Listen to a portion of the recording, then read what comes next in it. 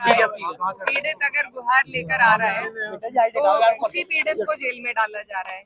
एक घटना हुई थी दसाले में जहाँ पर एक लड़के की हत्या कर दी गई। मृतक की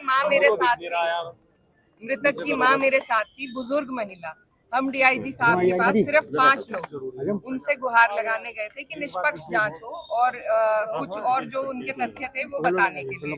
तो डीआईजी साहब ने इतना सम्मान किया कि वो बुजुर्ग महिला थी, रोती भी वो उनके ऑफिस से बाहर निकली।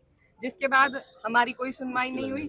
हम बाहर आए, हम एक और एप्लीकेशन बनाने के लिए बाहर खड़े होके बात ही कर रहे थे कि पुलिस प्रशासन ने आके वहां से भी सबको धमकाना शुरू कर दिया।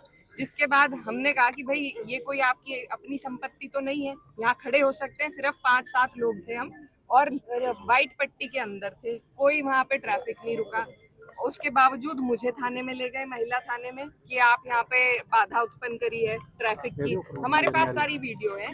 मुझे महिला थाने में ले गए और जो अन्य पैरोकार थे, परिवार के जो सदस्य थे, उनको दूसरे थाने में ले जाकर उनका चालान करके उनको जेल भेज दिया गया है। तो अब हम इनके पास आए हैं कि क्या आज डीआईजी के दफ्तर पे खड़ा होना जुर्म है? क्या वहां अपनी गुहार लेकर जाना, अधिकारी के पास अपनी गुहार लेकर जाना जुर्म है? अगर है तो हम सब तैयार। जो कार्रवाई परिजनों पे हुई है, मृतक के परिजनों पे जो कार्रवाई हुई है, वो कार्रवाई हम सब पे हो या उन्हें छोड़ा जाए। अगर ये मदद नहीं कर सकते इस तरीके से, किस लिए? क्योंकि वो लोग पीडीए से थे, ये लोग मनुवादी लोग हैं, वो पीडीए परिवार के लोग थे, मुस्लिम भी नहीं थे। मैं ये कहना चाहती हूँ, कश्यप समाज के लोग थे, जो भाजपा को जिन्होंने आज तक वोट दिया है, उनके साथ जब ये उत्पीड़न हो रहा है तो आप ये समझिए यहाँ किसी की सुनवाई है। एक तरीके से तानाशाही का रवैया। माँ जो थी, बुजुर्ग माँ, वो अपने मरे बच्चे के दर्द में डीआईजी के यहाँ गुहार लगाने आई थी, उनको वहां से बेइज्जत करके बाहर निकाला गया। तो आपको हिरासत में लिया गया था? मुझे भी हिरासत में लिया गया और जो और परिजन है उनको अब भेज दिया गया है 151 की कार्रवाई कर। अब आपकी बातचीत चल रही थी, सरसावा में क्या हुआ है आपके साथ? जी, सरसावा में क्या हुआ? सरसावा में हम चले गए थे, हमें लगा मामला खत्म है, हम आगे चले गए। वहाँ हमें कुछ लोगों से मिलना था, काम था। वहां से जब हमें जानकारी मिली कि उन लोगों को जेल भेज दिया गया, हम जब वापस आए तो बैरिकेडिंग लगा दी गई। जिले के चारों तरफ, हसनपुर चुंगी में, सरसावा थाने के आगे, सब जगह बैरिकेडिंग लगा दी।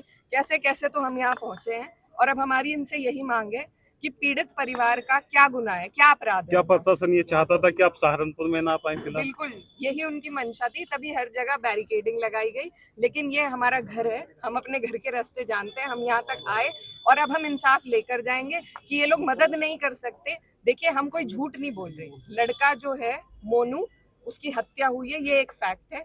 2 लोग जेल भी जा चुके हैं। उसके अन्यथा में जो कार्रवाई होनी है उसके लिए हम यहाँ पर आए थे, ये सब फैक्ट है। तो उसमें हम कोई झूठ नहीं बोल रहे। इनसे कार्रवाई की गुहार लगाने आए थे, वो इन्हें मंजूर नहीं है। लेकिन इसका मतलब ये तो नहीं कि पीड़ित परिवार को इस तरीके से जेल में भरा जाएगा।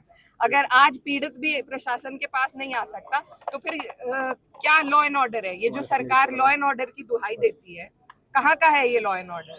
वो माँ तो मुसलमान भी नहीं थी, वो माँ तो कश्यप समाज से है, पीडीए समाज से है। उनके साथ ऐसा हो रहा है, उनकी भी सुनवाई नहीं है।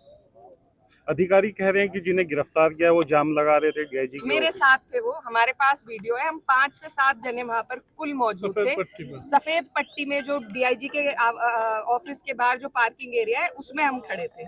हम रोड पे नहीं थे, रोड 1 मिनट भी नहीं रुका है और ना ही कोई वहाँ पर जाम लगा रहा था, ना हमने भीड़ को बुलाया। यहाँ के एसपी भी कह रहे हैं कि आपको हिरासत में नहीं लिया गया। मुझे हिरासत में लिया गया है। मैं महिला थाने में बैठी थी, उसकी भी 20-30 मिनट इन्होंने ढोंग रचा, क्योंकि शायद हमारे प्रशासन के पास बेहतर काम नहीं है आज, तो सारा प्रशासन इसी मामले में उलझा हुआ है। और ढोंग करने के लिए हमें लेकर गए थे आधे घंटे के लिए, वहां से फिर हमें भेज दिया। लेकिन जो परिजन थे, मुझे महिला थाने भेजा, उनको सदर थाने भेज के उनको जेल में भेज दिया गया है। अभी आप सदर थाने में अधिकारियों से क्या बात? अब हमारी ये मांग है कि या तो मेरा भी चालान कर दिया जाए 151 में, क्योंकि मैं उनके साथ हर कदम से कदम पे मौजूद थी।